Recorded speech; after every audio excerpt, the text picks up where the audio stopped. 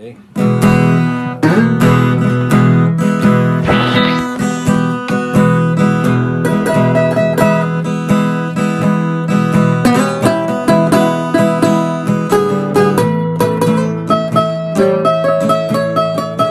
All right, good evening, Porterville. I'm Austin Slater, and welcome to the Putnam Beat.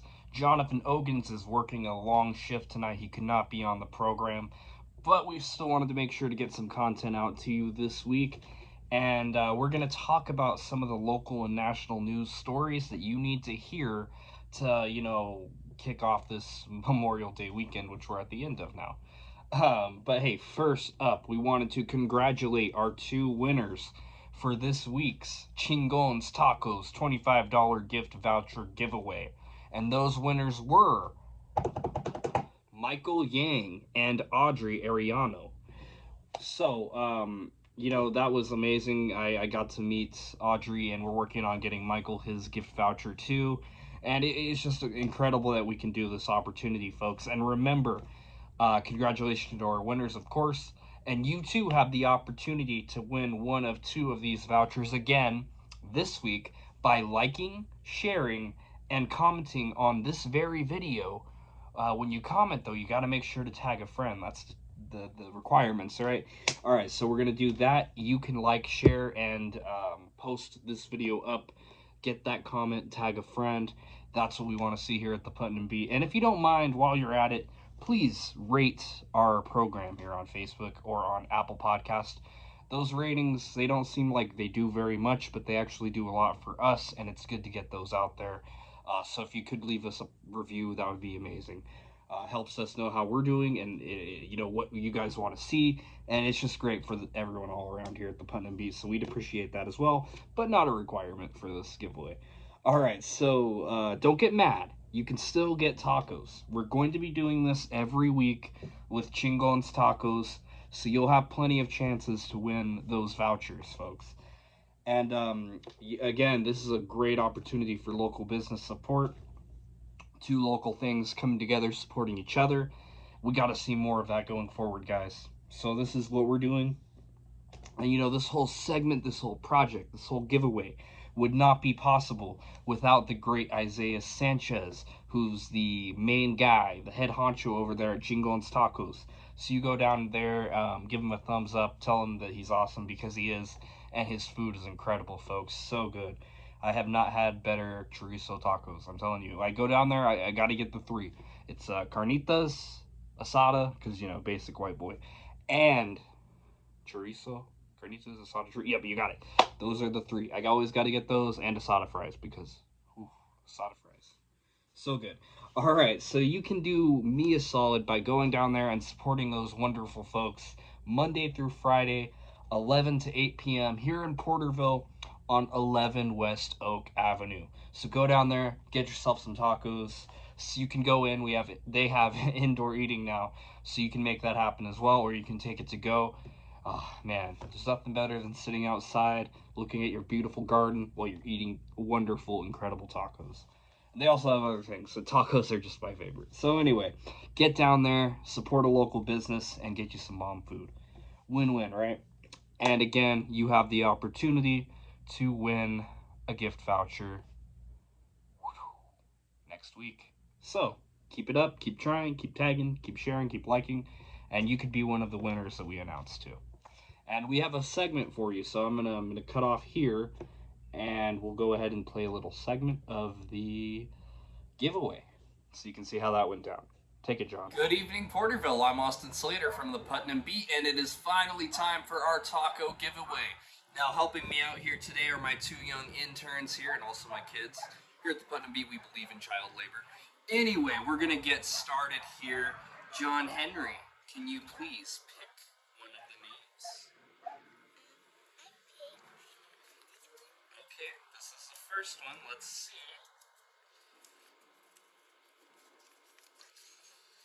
Michael Yang. All right. So, Michael, you won yourself a $25 gift voucher to Chingo's Tacos. All right. Who's next? Pick a new one. Anyone. I can be. I know it's super better than me. I picked it. Okay. Let's see. Dan, Audrey, and Ariano, we will give you a $25 gift card to Chingon's Tacos as well. Thank you to everyone who shared and liked the page. Remember, there's another opportunity to win 2 of these bad boys next week. So we'll catch you again. Until then, tune in for the next episode. All right. Thank you. Yes, that was great. My son, my daughter, perfect. Good times. They did really well. And for the record, we don't believe in child labor at the Putnam Beat, but it was a funny joke at the time. All right. So, and again, I just wanted to make you folks aware. Previously, Taco Tuesday was off the table, but just so you know, per Isaiah, these vouchers are good every day of the week now. So there you go, Ogans. Taco Tuesday not canceled. All right, folks. With that, again, this segment was brought to you by Chingon's Tacos. And next up, it's time for local news. All right, Porterville, now it's time for the local news segment, and there really was only one story this week that I really felt that we should cover here on the Putnam Beats, and that's mostly in part because the city did a pretty terrible job of covering it themselves. I felt there wasn't very much transparency all around over this, so I'm just gonna put it out there, and we'll get your thoughts and opinions as well. So, what's really going on here is we're going to be getting some new prima facie speed limits, and here in Porterville, and the outer reaches of the county, the parts of the county that they have deemed Porterville can have influence of the speed limits over. There's a few areas like that we'll talk about in a little bit. So this proposed legislation from the city is called City Ordinance 1885, and it's set to be enacted tomorrow, June 1st, 2021. For if you're watching in the future, do we have the flying cars yet? I'm waiting. Let's see, is a little turn on to the 65 on Olive Avenue? Do we have a turn signal yet? Don't answer that. I already know the answer is no. All right, so we're getting into it though.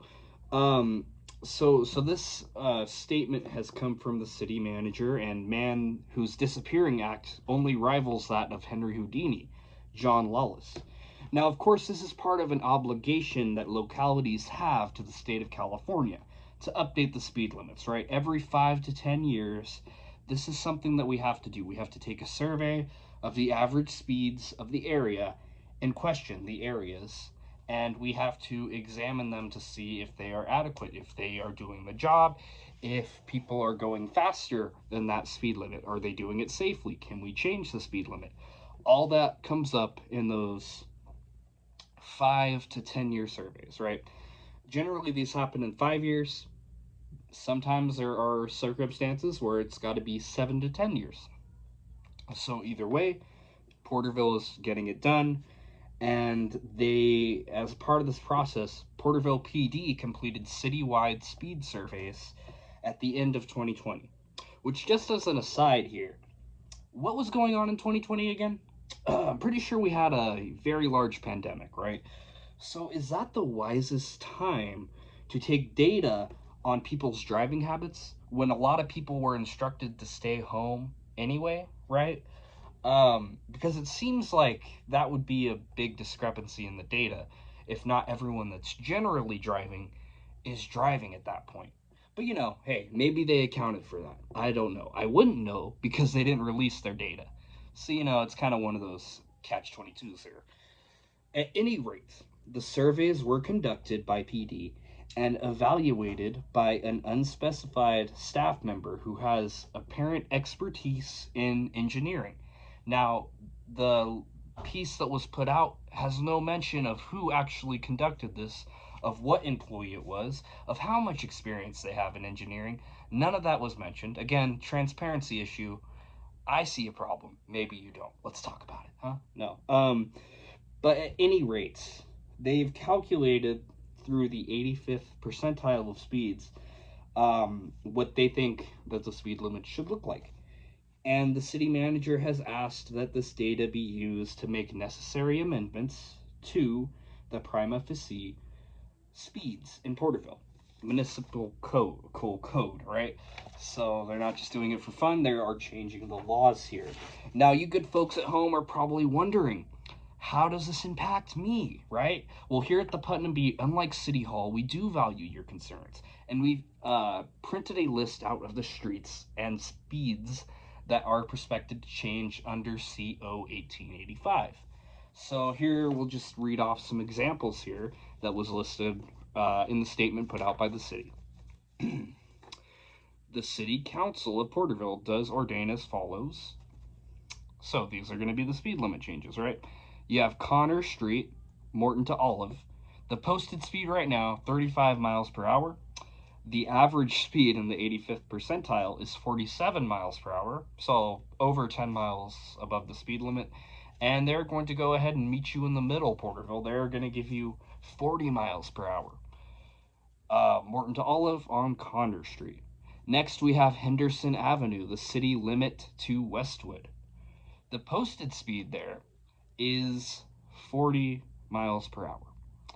The average speed is 50 miles per hour. Again, 10 over, guys. 10 over the speed limit. Come on. Where are you trying to go? Leave earlier. Come on. All right, so what we're going to be having under this new piece of legislation will be a 45 mile per hour speed limit over there, Henderson Avenue city limit to Westwood. Then what we're going to be looking at is Westwood to Newcomb, again on Henderson Avenue. Right now that's 35, which makes a lot of sense when you consider where Henderson and Newcomb is. Lots of neighborhoods, right? Lots of schools. Well, they're going to be changing that to 40 miles per hour, so five over. Now you have Indiana Street, right? Olive to Morton. That speed limit is not posted. Now, when a speed limit's not posted, generally under this prima facie, I don't even know if I'm pronouncing that right. I'm sure y'all correct me, so do it. Usually the agreement is that you go 55 miles per hour. That's what they teach in driving school. That's what they teach as far as the state law is concerned. If it's not posted, it's 55 miles per hour. Well, apparently it's not posted, and everyone goes 38 in that area, so they're going to get the speed limit at 35. Okay, that's great. Now you have Indiana Street, Henderson to Westfield. That's currently posted at 35 miles per hour. The average speed there is 41. And now we're going to be seeing a 40 mile per hour speed limit. Leggett Street, Date to Orange. It's not posted right now. The average speed there, 32. So the city decided that the new speed will be 30. Lime Street, Mulberry to Reed. This is again, an area that's not posted. The average speed there is 39 miles per hour. So what we're going for is a 40 mile per hour speed limit. Oh, wait, there's more. So, right, very exciting stuff here. We are looking at Main Street, Yates to Date. Yates, that's a street. Okay, so right now the speed limit there is 40 miles per hour. Its average speed there, 50 miles per hour. They are going to, again, meet in the middle, 45 miles per hour. Main Street, Henderson to Westfield. It's currently 45 mile per hour speed limit. The average speed there is actually 53 miles per hour, so they are going for a 50 mile per hour speed limit. Main Street to Westfield to the city limits. What they are seeing, 50 miles per hour is what is listed. They're getting 58 miles per hour, so they want to go for 55 miles per hour. Next up, Matthew Street. We have Henderson to Mulberry, again an area not posted. Current average speed there, 38 miles per hour. They're going to go for 35.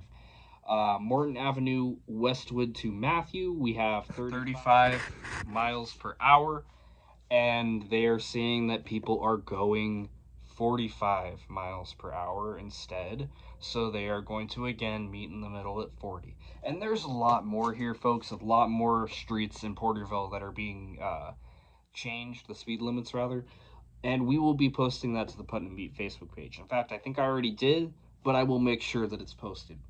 And shout out to Brock Neely for getting that information out to people. I saw him on a few different Facebook groups post up that information. I mean, I didn't know about this until I saw it. So it's just another sad example of the fact that citizens, everyday citizens in Porterville, do more to get this information out to the people of Porterville than the city does. It shouldn't be one guy that goes to city council meetings all the time that knows what's going on. No, there are working families in Porterville. Not everyone is retired. Not everyone has a business and has the luxury to go to meetings whenever they feel like it. We need to be making sure that working families have a say and that they know what's going on in their community. So join the 21st century, Porterville, and get your information up on social media all the time, not just when you feel like it. Okay? That's what we're saying. Now, again, for those good folks at home wondering how this impacts them, this ordinance did give us a lot of answers as to what will be changing and why it's changing, right? They put a lot of the, at least, findings of the data that they did not include. Um, so it did leave us with a lot of questions too, though. Like, when exactly was this conducted? If it was, in fact, conducted in 2020, as they say, during a pandemic, unlike anything the country has gone through, um, is that really accurate data? Because what you had there was a shutdown, right? You had a moment where people who were not essential workers were told to stay home. So do you think that maybe the driving habits of Portervillians during a pandemic might be a little bit different than it would be if we were not in a pandemic? I'm just throwing that out there because it's important when you do data to have accurate data. So hopefully they did account for that, and I look forward to seeing the data if they ever choose to put it out in its complete entirety, you know? But I can't just assume that that's the truth. You know, I can't just assume that the city did what was right and not just what's convenient. So I'm not going to give them the benefit of the doubt until they decide to release all of the data. Now, another question here. Did Porterville Police Department have to make adjustments to their normal jobs to collect this data? Were there any additional resources used? And if so, were the officers tasked with this extra duty given fair compensation? So here's my Blue Lives Matter crowd, right? You always say that you support the police, and that's great. Good. But do you support the police always, or just when it's convenient for you politically? This is a moment where police had to do extra work than they normally have to do. They had to take data and survey, right? So if they had to do all of that, I hope that the city fairly compensated them for that work. But again, without any data being put out by the city, it's hard to say if that's the case. And who is this engineer staff that the ordinance references without naming? What's their experience like with evaluating data? And how were they compensated for this task? How much of our funding that could have gone to other things, like, I don't know, rebuilding that library that burnt down a year ago, went to this survey instead, or to have somebody look into this survey? And did they have a statistician look at the data and confirm it? Or are they just going on this random engineer's word? These are all very valid questions that we don't know the answer to. And again, finally, we see a lot about the new speed limits and how they're going to be changing, but not about the infrastructural side of it. So, is there going to be new speed signs? Are there going to be changes in the infrastructure to accommodate these new speeds? Are we still going to have outdated traffic lights when we're raising the speed limits? Um, are we still going to have to worry about most of the traffic lights in Porterville having random moments where they don't work at all? Is that going to be an issue when we have updated speed limits? Because all those things do matter, folks. And again, that fancy Latin term that they used, that generally means that a road is unmarked.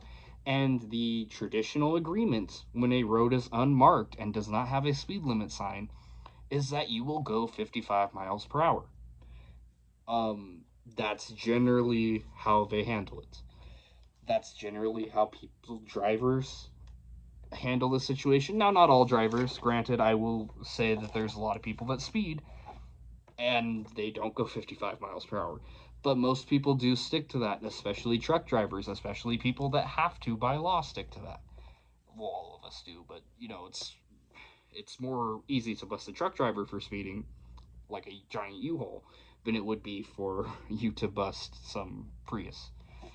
But so these are important, right? It's not 55 miles per hour as we've read off. It's going to be a lot of random, varied speed limits. A lot of 35s going to 40, some 35s going to 50. All these changes, right?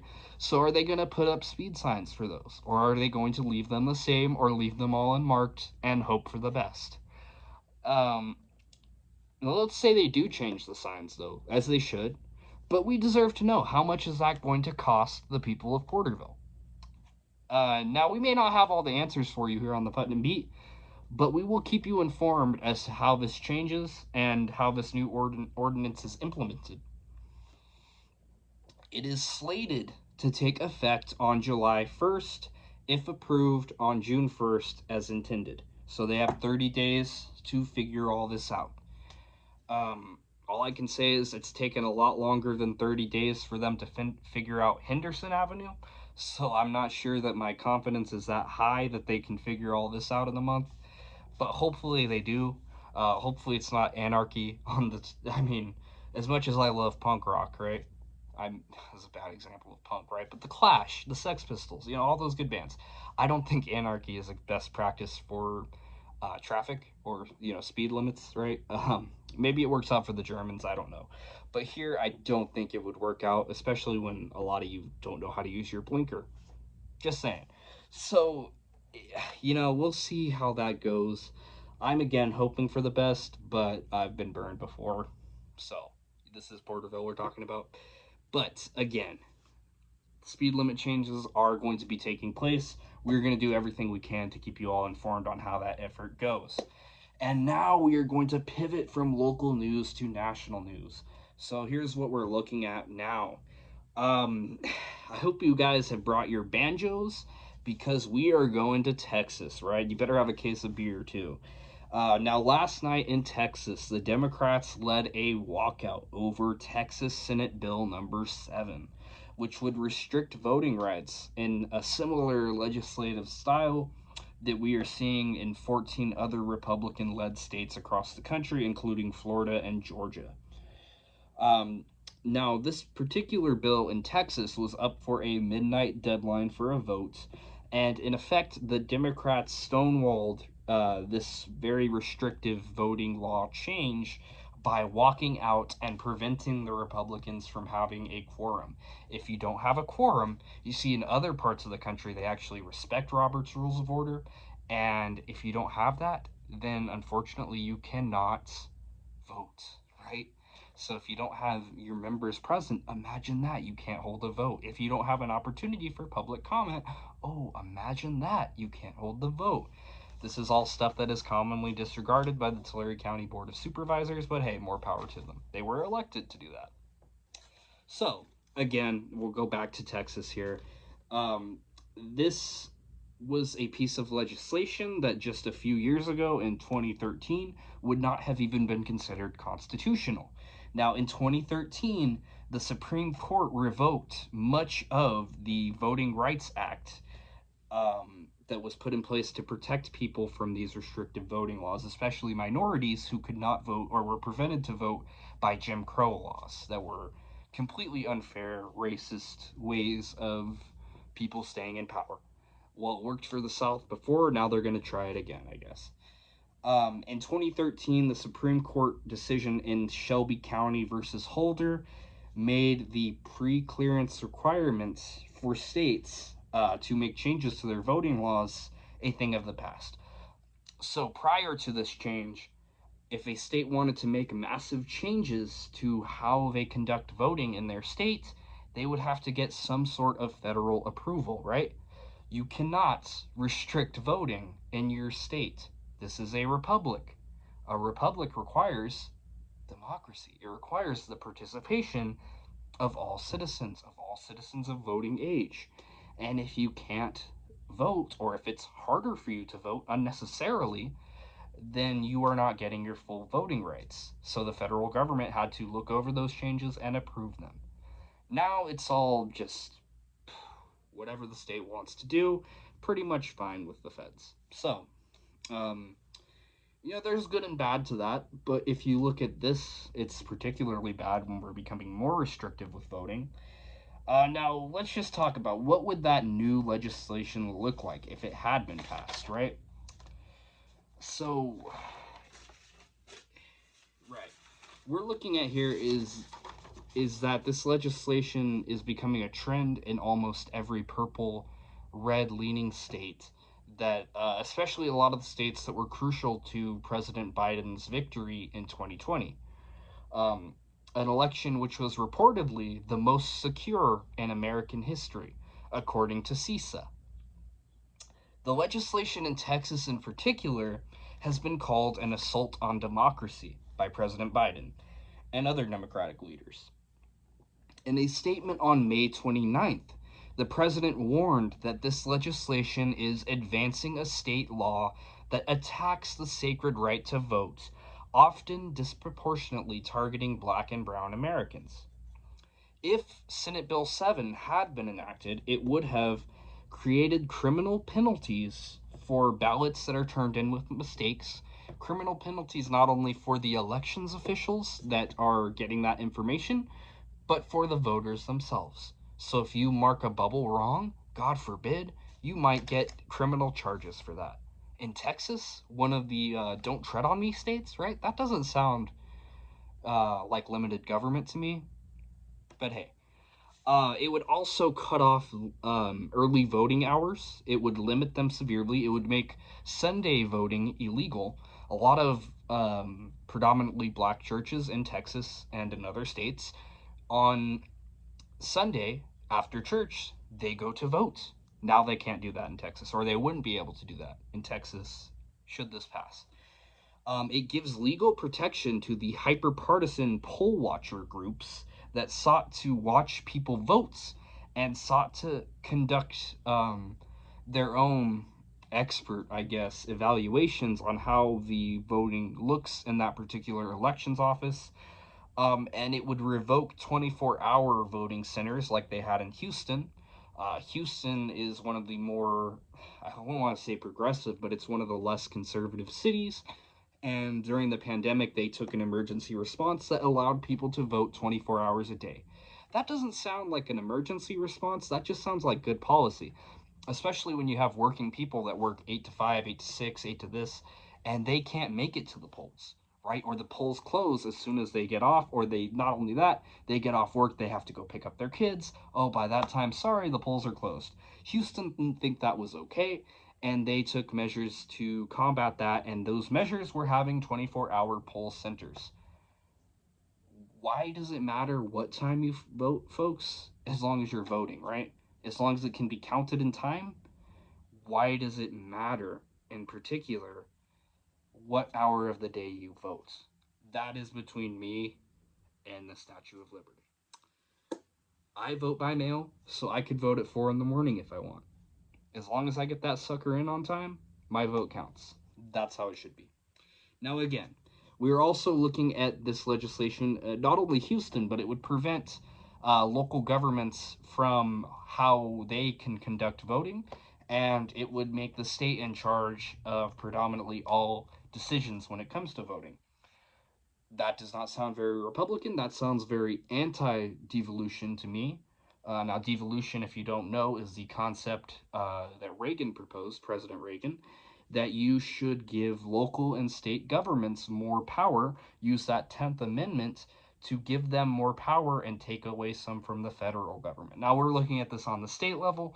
So, what Texas is doing is trying to give all the power to the state government and take away local control. Does not sound very Republican, does not sound very limited government to me. But again, Democrat, so I can't really judge. What we're looking here, though, too, is that it would make it a felony in Texas to send someone an unsolicited mail in ballot. Now, this isn't a common practice. People weren't just randomly sending people mail for voting, right? But this happened as a result of the COVID 19 pandemic because people couldn't or didn't want to necessarily go out and vote in the polls and stand in line with huge crowds of people. Oh, makes sense, right? If you're following the CDC guidelines, they didn't want to do that. So instead, a lot of states ordered that mail-in ballots be sent to every eligible voter in the state, and that got a lot more people to actually vote. And coincidentally, things changed when more people vote. But again, we're looking at that as an emergency response during COVID 19, not a common practice. But this law would make that practice illegal. Not only that, it would make it a felony charge for whoever sent you that ballot. So, whatever poor suckers working in the elections office that day, they're going to get a felony. That's awesome, because what we need in this country is putting more people in prison, right? It's not like we're leading the world in that already. Okay, so moving on there. What the Democrats did was block this legislation from happening by breaking the quorum. Then the Republicans cannot legally hold the vote. Um, but the Republican majority in Texas has the authority to hold a special session. And the Governor Abbott of Texas, he has said that he is going to push for that, and he wants to see that legislation happen. Now, Texas Republicans claim that this is just to combat voter frauds, to make sure that the person on the ID is the person that is voting. Okay, maybe that's the case. But even the most conservative think tank in this country, the Heritage Foundation, has found only 1,300 cases of voter fraud ever. 1,300 confirmed cases, rather, in the history of the United States. Out of hundreds of millions of votes each election cycle, they've only found that small percentage of people voting illegally. And by the way, voter fraud, I'd hate to tell you this, but contrary to what they tell you on Fox and Friends, it's not just Democrats that do this. It's Republicans, it's independents, libertarians, Green Partiers. Voter fraud happens. And most of the time, folks, it's not intentional. Okay? It happens. And it's not good, and we should try to take measures to prevent that. But what I'm seeing here is that they're taking measures that don't necessarily stomp out that voter fraud problem. And we don't really have that big of a problem with voter fraud in this country. Let's just say it. 1,300 cases out of all of American history, that's not very many people voting illegally. And that's sure as heck not enough to sway a national election. So if you've got all this hidden information there, you're working deep state, whatever, send it my way. But I'm just not seeing how 1,300, maybe it's that Common Core math, I don't know. I'm not seeing how that can sway a presidential election, especially when we're not even talking about electoral votes. But you informed me, okay? So we're going to be looking at that, right? What I'm seeing here is a common trend, and it's something we've got to get out of our system here. In the same way that some Democrats did not want to accept the 2016 election, where President Trump was indeed the president, some Republicans have refused to accept the 2020 election. And I'm here to tell you, folks, both elections were legitimate. The only person responsible for President Trump not getting a second term is President Trump. That's not on Biden. If Biden was who the American people felt was the better candidate, then he should be in office. And that's what we are seeing with the electoral votes and what we are seeing with the popular vote. President Trump did not win either of those in 2020. He won the electoral vote in 2016. He didn't win the popular vote. But the electoral vote is what counts. That's our system right now. That might not be the best system. Now we could go back and forth on a better system maybe. But for the time being, that is our system, folks. So get behind it. There comes a time to put aside partisanship and get to work for the good of the country. Yet Republicans seem to be choosing country over party again and again. And those that do decide to acknowledge President Biden so much as give him a fist bump, like Liz Cheney, Mitt Romney, they are ridiculed by their own party and stripped of much of their political power and legislative influence. It is now more abundantly clear than ever that whether he holds office or not, President Trump has divided Republicans into two camps. The classic formula of generic conservatism, your Reagan, your Bush Sr., all that good stuff, and Trumpism. So you got two flavors, right? Two Coke and New Coke. Um, and with President Biden's Memorial Day deadline for an infrastructure plan come and gone, Republicans and Democrats don't appear to be any closer on a deal now than they did the day Biden was sworn in. So here's my take. If bipartisanship is not on the table, drop it. Forget it. We've got the majority in the House, the Democrats. And they've also got the majority in the Senate. We have the White House. And we have the opportunity to bring about change that all taxpayers in America, regardless of their political party, want to see. Right? Some of those changes are fixing our roads and bridges. God, we need some of these roads fixed in Porterville, people. Preferably not a year later, but hey. Um, and again, these roads, bridges are actually safe to drive over, or broadband internet being made accessible to rural communities that have never had the opportunity to use the internet there. Because why? Because I guess Silicon Valley forgot about them. I don't know. And we just accepted it. We just said, Springville doesn't need internet, I guess. No, no more. We can have the opportunity here to address that. Kids need internet in 2020. Not because 2021. Not because they need to go on social media, but because that's where their homework is, folks. That's how they research to write their papers. That's how they do math now, is on the internet. Again, we need to be having these discussions. Regardless of the partisanship, these are things people want to see in America.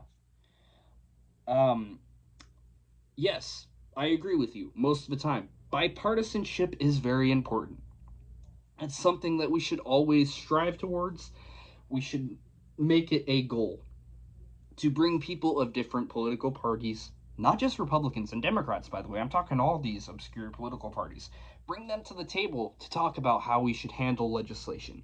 I think that's great, and we should always compromise in some way to ensure that all Americans are pleased with the result, or at least as many as possible, because some of y'all we can never please. But hey, it is what it is. But look, bipartisanship is a very noble cause. I think that's something to strive towards. But were Republicans thinking about bipartisanship when they stole a Supreme Court justice pick from Barack Obama?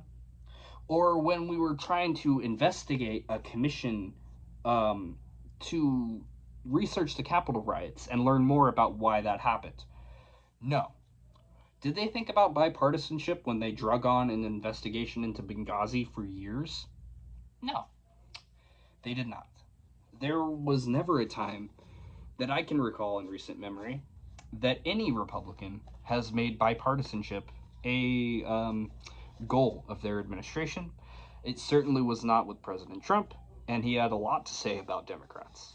Um, some of those things were echoed by QAnon, but hey, it's this is the reality we live in today.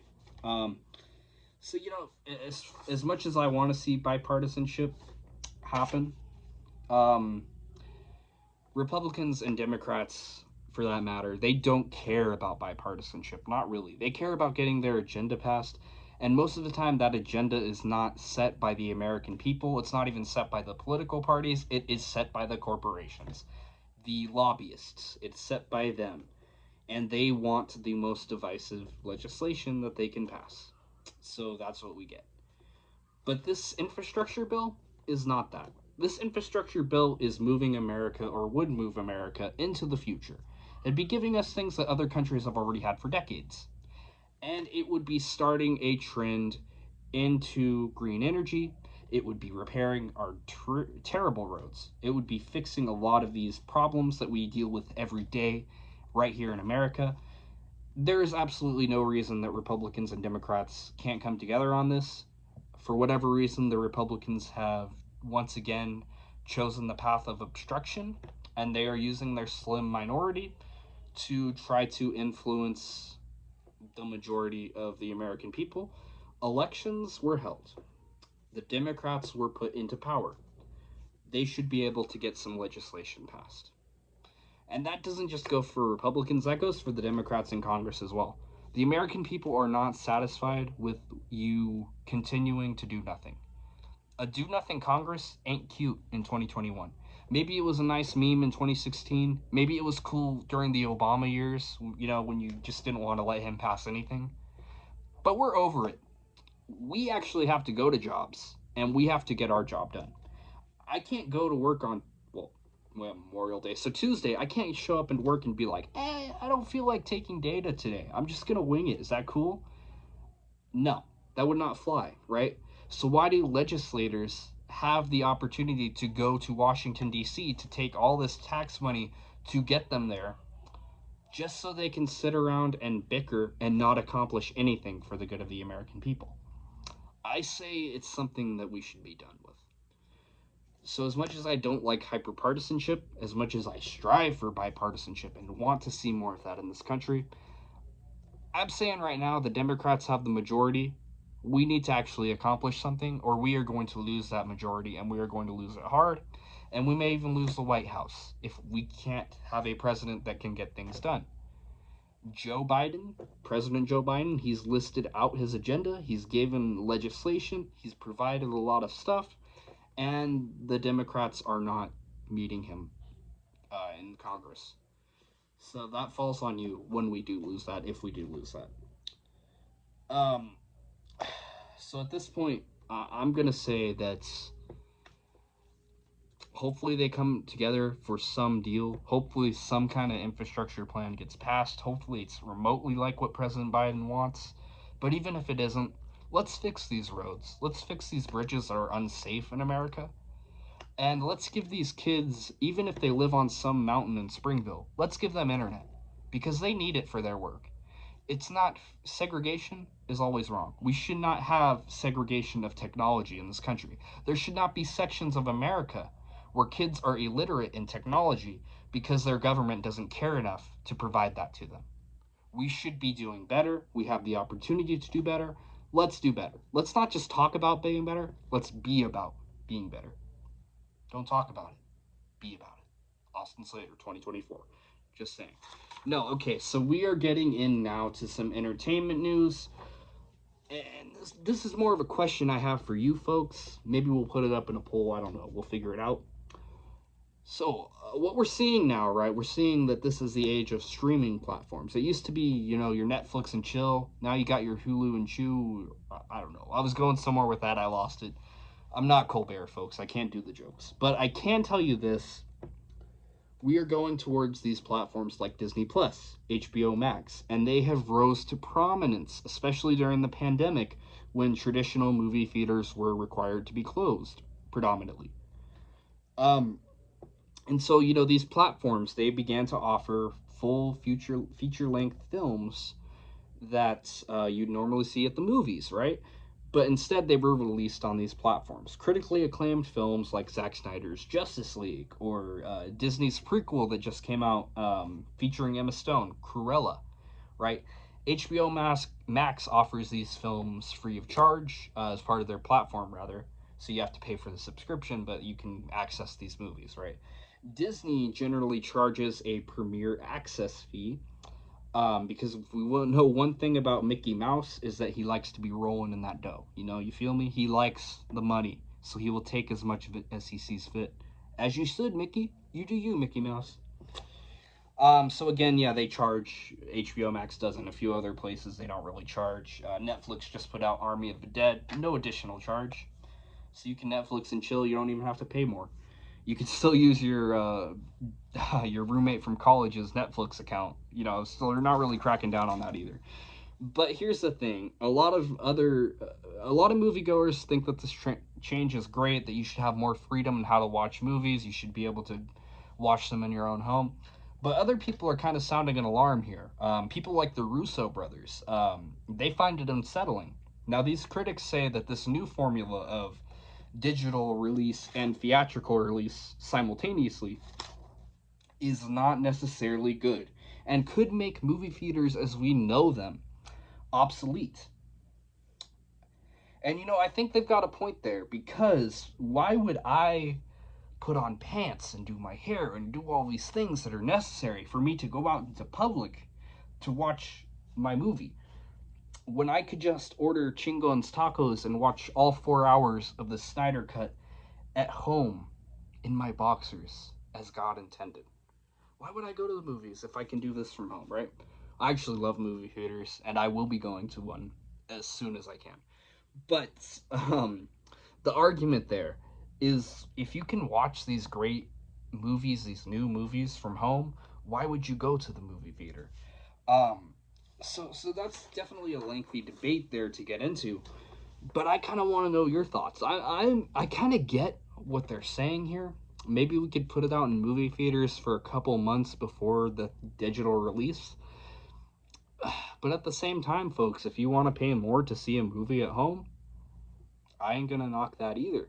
So I want to know what your thoughts are on that, because that is something that is changing. And Galaxy 9 has reopened, and that's the spot to go in Porterville for you to watch your movies, to have your date nights, to go see the all the superhero flicks with the boys.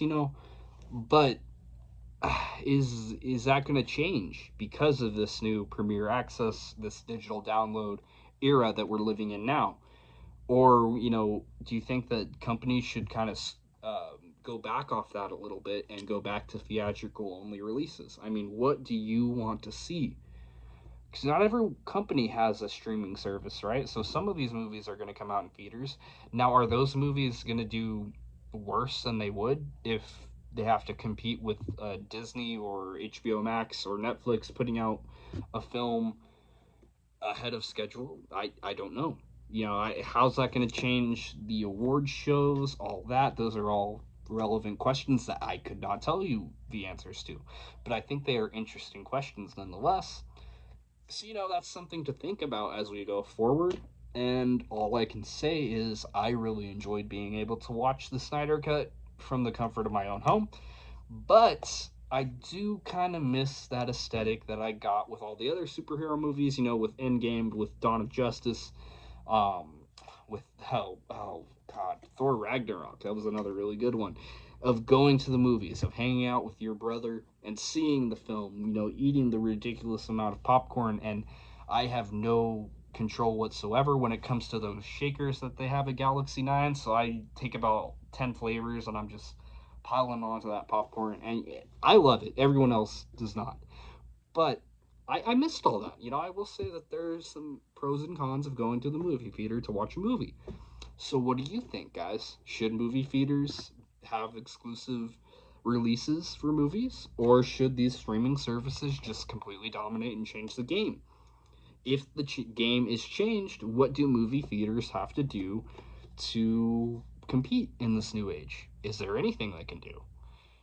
I, I'm thinking bring the drive-in back. I think that would be cool because it kind of best of both worlds, right? Sometimes I'm more comfortable in my car than I am my own house because I commute every day, from Tulare to Porterville. I mean, it's not a huge commute, right? But still, it's enough to kind of get in your zone. You got a podcast going, whatever, playing some tunes. I don't know. I don't know. But it would be interesting to see if a drive-in theater could make a comeback in this day and age. I'm all for it. I think the nearest one here is like Madera. I don't know if they're still open, but it would be interesting to see how the game changes. So I want your thoughts on that, folks, and we're gonna sign off here. It's been a good one, just talking to you one on one. I missed Ogans. I'm not gonna lie to you. He felt like he could give a lot of insight onto these issues, but hey, we will be back in your feed next week. Austin and Ogans getting to it, getting down into that gritty. And expect us in your feed a lot more. And we also got a lot of things on the side working out. We've got some interviews coming up. Um, Working on some of the finer details there, but we will make them happen and we will get more information out to you. In the meantime, remember, if you like, share, and comment with a tag of a friend in this video, you can get a $25 mule voucher to Chingo and Tacos here in Porterville. The best tacos you'll have. Amazing food. All around amazing food. Asada fries. I cannot. Those are so good. But anyway, if you have the opportunity to go to Chingo and Tacos, please do. please enter the contest to try to win yourself one of those vouchers. And we are going to be doing this opportunity every week, so you'll have plenty of chances to get you some tacos. Until then, remember, support local businesses. Remember, Memorial Day. Think of it, right? Obviously, Memorial Day is about the ones that didn't come home, that made the ultimate sacrifice. But you know, the ones that even survived, it wasn't all pick and daisies either, right? It was a tough experience. So get out there and thank those vets and ask them about their service. Ask them what they think of the political landscape today. Because you know, as much it's great to protest and to use our First Amendment rights and to use our Second Amendment rights and to use all those amendments, all the Bill of Rights. I love that, all good stuff, right?